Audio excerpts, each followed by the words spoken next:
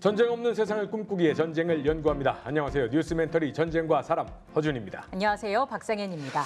지난 시간에는 우크라이나 전쟁에서 활약하고 있는 무기에 관련돼서 여러 가지 이야기를 나눠봤습니다. 주로 구무기에 대해서 나눠봤는데 오늘 이 시간에는요. 최첨단 무기에 대해서 한번 주로 이야기를 나눠볼까 합니다. 홍인범 편집장님, 태상호 기자님 나오셨습니다. 반갑습니다. 안녕하세요. 안녕하세요.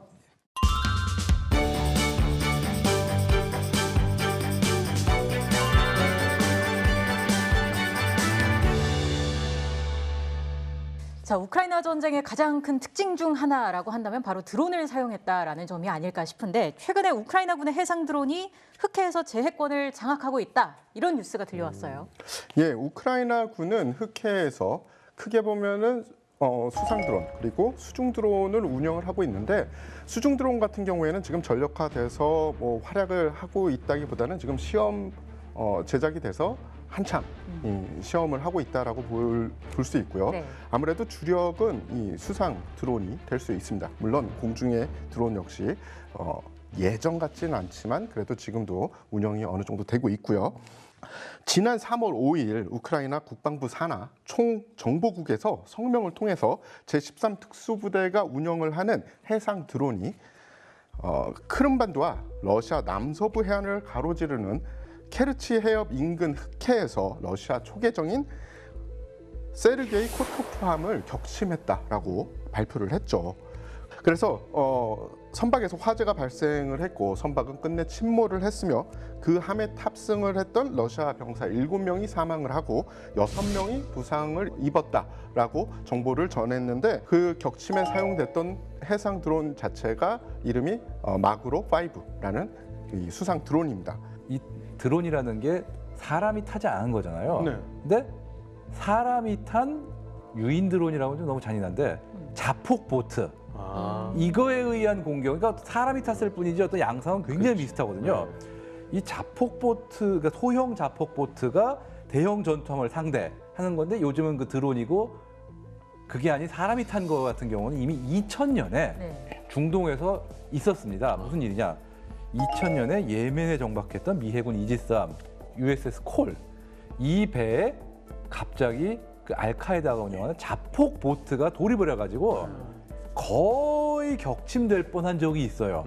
다수의 사상자가 발생했고 정말 대량의 물이 침수를 해가지고 거의 가라앉을 뻔한 거를 필사적으로 되살려가지고 다시 복구를 했죠.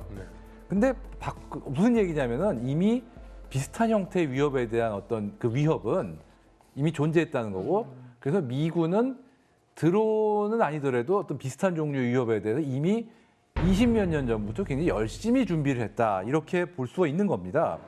실제로 좀 미 해군 전투함이나 보급함, 미 해군 함정들은 보면은 그 사건 이후에 우선 배 장에서 기관총의 숫자를 엄청나게 늘어났고요.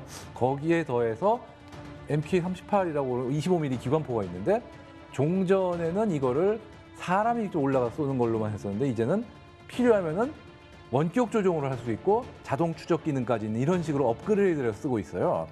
그렇기 때문에 설령 드론이 공격을 해와도 미 해군 같은 경우는 상당한 수준의 대처가 가능하다 이렇게 보고 있는데 그럼 러시아는 어떠냐? 사실 러시아가 지금까지 이런 종류의 공격에 대해서 미군보다 떨어지는 게 아니냐는 평가를 받아왔어요. 특히나 지금 공격을 받고 있는 흑해함대 선박들은 좀 노후화된 배들이거든요. 실제로 최근에 격침된 상륙함 같은 경우는 60, 70년대에 설계된 배들이에요.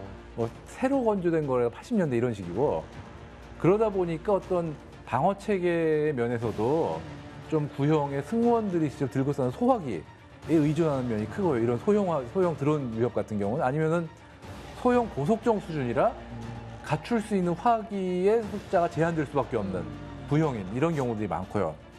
그러다 보니까 더더욱 어떤 이런 우크라이나 드론에 대해서 피해가 크지 않았을까 이런 얘기들이 있습니다. 그러니까 진짜 이게 우크라이나 군의 그 해상 드론이 전황에 미치는 영향이 그만큼 크다라는 의미일 것 같아요. 맞습니다. 2022년 2월 우크라이나 전쟁이 처음에 발발을 했을 때 러시아 흑해 함대에게는 어떤 명령이 주어졌냐 하면은 첫 번째로는 당연히 우크라이나 해군을 경멸을 시키고 또 하나는 해군 관련 시설들 그리고 해안선에 붙어 있는 우크라이나 군 시설을 타격하고 또 다른 주요 임무는 사실 우크라이나는 세계에서 가장 곡물을 많이 수출하는 그러니까 식량 수출 대국이라고 보면 됩니다. 전쟁을 수행하려면 돈이 필요하죠. 우크라이나는 그 돈을 식량을 수출해서 충당을 하는 겁니다. 네. 근데 그 수송로가 사실 흑해였어요. 그래서 흑해함대는 그들을 막아야지 이제 우크라이나의 전쟁 수행 능력을 떨어뜨릴 수 있는데 그렇기 때문에 처음에 흑해함대는 80여 척의 각종 함정을 이용해서 운용을 해서 그 임무들을 다 수행을 하려고 네. 했습니다. 그런데 생각처럼 그렇게 진행되지 않았죠. 우크라이나 해군은 현재 한 척의 배도 없습니다.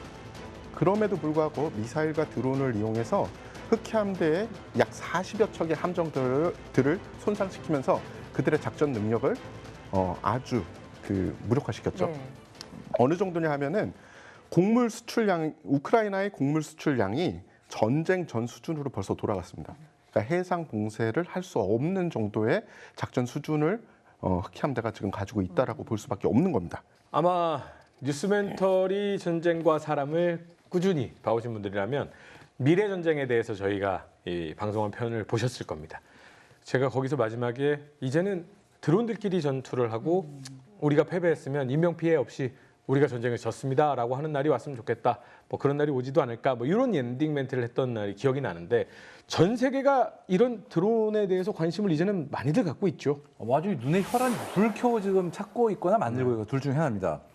사실 우크라이나 전쟁이 부각돼서 그렇지 지금 뭐 거의 모든 나라들이 뭐 바다를 끼고 있는 나라들은 해군이 있으면 다 어떤 형태로든 이런 드론을 연구하고 뭐 도입하고 이런 하고 있는 중이에요. 네. 어느 정도냐? 제가 작년에 아랍에미리트에서 개최된 IDEX라는 중동 최대 방산전을 다녀왔거든요. 근데 거기에 그 부대 행사 중에 하나 해군 박람회 네브덱스라는 것도 있거든요. 네. 거기에 최대 화두가 바로 드론이었어요. 해전 양상을 바꿀 수가 있기 때문에 또 뭐 그럴 수밖에 없을 것 같고 우리 군도 당연히 엄청난 관심을 갖고 있겠죠. 방산 업체들도 동참하고 있다고요. 2015년 정도부터 계속 관련 기관과 그리고 뭐 L 업체가 계속적으로 이 수상 무인정을 개발을 해왔고요. 이름 자체가 좀 어떻게 보면은 굉장히 특징적입니다. 해검, 해양을 수호하는 병기, 그러니까 바다의 칼이라는 뜻이겠죠. 그래서 해검이라고 해서 지금 계속해서 세대가 바뀌면서 지금 벌써 2, 3, 5, 그러니까 해검 2, 해검 3, 해검 5로 계속 발전하고 있고요. 네. 이게 완전히 앞으로의 미래 전쟁에서는 게임 체인저가 될 수도 있겠구나라는 생각이 그 대수로 딱 생각했을 때 10대 미만이 저 대형 선박 하나를 대형 전투함 하나, 이지스함이나 항공모함까지도 타겟으로 해서 수십 대가 만약에 이 방어 시스템으로 막아낼 수 있다면 와, 앞으로의 미래 전쟁은 커진다, 뭐 강해진다가 중요한 게 아니라 정말 이 앞으로의 무인 시스템 전투를 누가 선점하느냐가 정말 중요하겠구나. 드론이 등장하고 드론끼리 싸우고 전투하고 이거를 상상은 해봤는데 이걸 실제로 본 거는 또 우크라이나 전쟁이 처음이 아닐까 싶어요. 맞습니다. 그래서 우크라이나 전쟁은 우리가 상상하지 못하는, 예상하지 못하는 전쟁이라고 네. 하는 것 같아요. 이것도 뭐 하나의 무긴 체계가 계속 그 행동을 반복하는 게 아니고 공중에서도 무인 체계들끼리 이 교전이 벌어졌고요. 그리고 얼마 전에서는 이 공중 드론이 이 지상 드론을 공격을 해서 무력화시키는 네. 장면이 영상으로 나왔죠. 그야말로 드론 전쟁이네요. 맞습니다. 게다가 이 아우디우카 그 가장 치열한 전선이죠. 그쪽에서 바로 보여줬는데 보시듯이 영상에서 보면은 이 지상 드론을 지금 FPV 드론이 타격을 했죠. 지상 드론은 사람이 탑승한 게 아니라 30mm 유탄 발사기가 장착돼 있고 지상에 있는 이 표적에 대고 무인으로 사격을 가능한 무기 체계인데 이거를 공중에서 발견을 해서 FPV로 바로 타격을 한 겁니다. 요런 이야기할 때 빠질 수 없는 국가. 항상 저 멀리 보이지도 않는 곳에서 누가 이리죠라고 하면 항상 대답하는 국가. 미국 얘기 안 할 수 없지 않습니까? 그렇죠. 사실 미국이 이 무인기 분야에서는 선도국이었어요. 네. 아직도 그렇게 볼 수 있는 면이 있고 네. 사실 미군은 20몇 년 전부터 이 무인기 드론을 이용해 가지고 전쟁에 활용하는 도 같은 나라입니다. 대표적인 게 그 아프가니스탄에서와 이라크에서 프레데터라고 유명하죠. 이 프레데터가 뭐 길게는 20시간 넘게 채용을 하면서 전장을 쫙 보면서 아이쿠 저기 있네 그러면은 뭐 필요하면은 뭐 포격을 유도하든가 네. 아니면 아예 직접 헬퍼에 미사일 달고 있어요. 그걸로 네. 공격을 한다든가 이렇게 해서 자체 공격이든 아니면 전장 정보를 감시하면서 실시간으로 전달하든 이거에 있어서는 정말 미국이 선도였죠.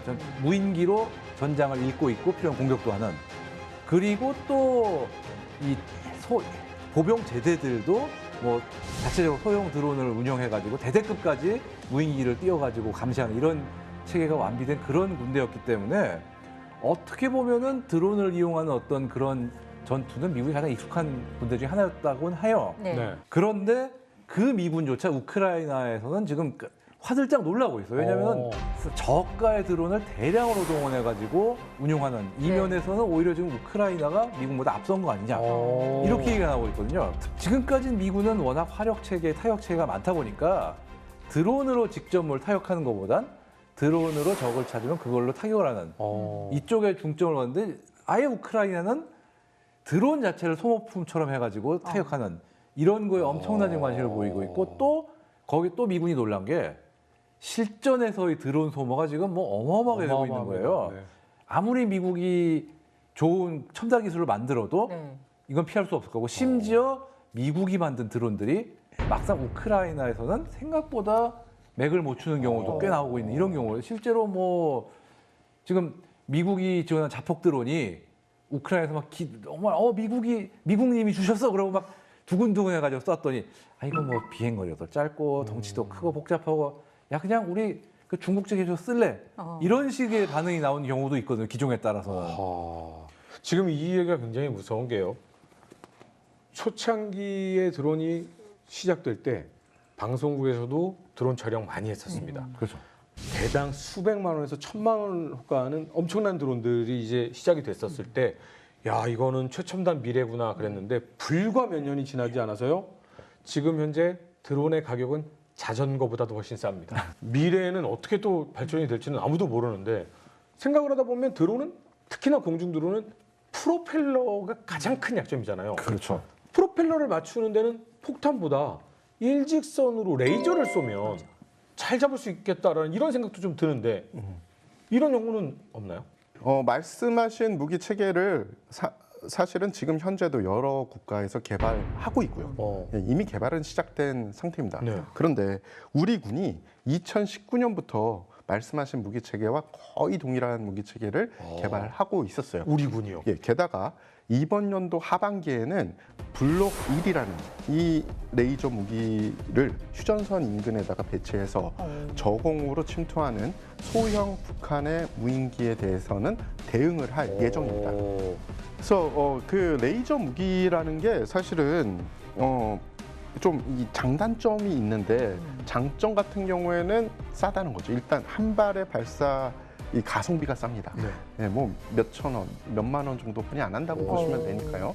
그래서 몇 와트급이냐 아니면 전력은 어떤 걸 쓰느냐에 따라서 가격은 조금 달라질 수 있는데 그래서 이번에 배치되는 블록 1 고종형 레이저 무기는 지난 4월에 그러니까 ADD 국방과학연구소에서 충남 태안의 안흥 시험장에서 시험 평가가 이루어졌어요. 그래서 레이저를 30회, 총 30회를 발사를 했습니다. 한 3km 밖에서 무인기를 띄워놓고 이렇게 침투하는 거를 쏴가지고 맞추는 테스트를 한 거죠. 명중률이 100%가 나왔습니다. 정말 전장의 모습이 많이 변화하고 있구나를 지난 시간부터 해서 느끼고 있습니다. 구식 무기와 신형 무기가 함께 활약하고 있는 우크라이나 전쟁이 우리에게 주는 교훈, 메시지는 뭐가 있을까요?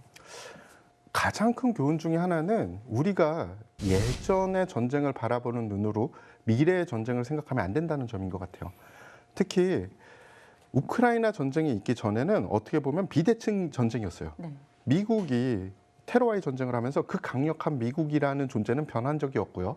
그리고 저항 세력들이 미국에 어떻게 해서라도 저항하는 그 그림이었잖아요. 그래서 우리가 저런 게 전쟁이구나, 저런 게 미래의 전쟁이구나라고 잠시 혼돈을 하고 있었던 거죠. 대한민국에 만약에 다시 전쟁이 터진다, 그래서 장기화된다라고 하면은 저도 이런 우크라이나전 양상이 나타날 가능성도 충분히 배제할 수 없다라고 생각을 하고요. 그렇기 때문에 지금 우크라이나가 하는 이 모습을 면밀히 관찰해서 민간군이 똘똘 뭉쳐서 미래를 좀 대비해야 되지 않을까 이렇게 생각을 합니다. 예, 사실 뭐 이태 기자님이 말씀 잘하신 부분도 있고 정말 앞으로 전쟁이 났을 때 어떻게 보면 지금까지는 미래전이다 그래가지고 정말 미래 무기와 첨단 무기 위주로 할 거다라고 생각했던 게 이번 우크라이나전 통해 가지고 그냥 미래전이라는 것도 아무나 하는 건 아니구나. 그러니까 어떻게 보면은 그렇게 구형 무기와 구형 장비들도 동원이 되는데 또 한편으로는 뭐 드론이라든가 기타 첨단 장비들이 같이 또 투입이 되는, 어떻게 보면 정말 앞으로는 신구가 어마어마하게 뒤섞인 양상이 될 수밖에 없는 거고, 그리고 또 우리가 주목해야 될 게 어떻게 보면 드론 같은 체계들이 뭐 좀 약간 먼 미래의 어떤 그런 전쟁이었는데 이게 벌써 현실이 돼버렸어요. 그렇기 때문에 어떤 미래전이라는 개념으로 다가가지 않고 지금 드론이라든가 이런 거는 이제 당면한 문제다. 빨리 지금 해결해야 된다. 이렇게 봐야 되지 않을까 이렇게 생각을 합니다. 대한민국과 북한이 전투를 하면 어떻게 될 것이냐에 대해서 굉장히 많은 분들이 우려를 하고 걱정을 하시는 분들이 있습니다. 무조건 이깁니다. 그런데 이기니까 그러면 전쟁이 발발해도 되는 걸까요? 절대 아니죠. 무슨 일이 있어도 전쟁을 일어나서는 안 됩니다. 그리고 최첨단 무기가 이제 생긴데 드론이 사람 대신 싸운데 그러면 전쟁이 일어나도 될까요? 아니요. 전쟁은 무슨 일이 있어도 일어나서는 안 됩니다. 그걸 저희는 우크라이나 전쟁을 통해서 배우지 않았습니까? 그리고 최첨단 무기가 움직이는 세상에도 구식 무기 그리고 사람이 희생을 당하는 일은 계속해서 일어나고 있습니다. 그래서 저희 뉴스멘터리 전쟁과 사람이 전쟁이 일어나지 않게 하기 위해 전쟁을 꼭 알아야 한다고 이렇게 방송을 하고 있는 겁니다. 다음 이 시간에는 조금 더 흥미로운 주제를 가지고 여러분들을 찾아뵙도록 하겠습니다. 시청해주신 여러분 감사합니다.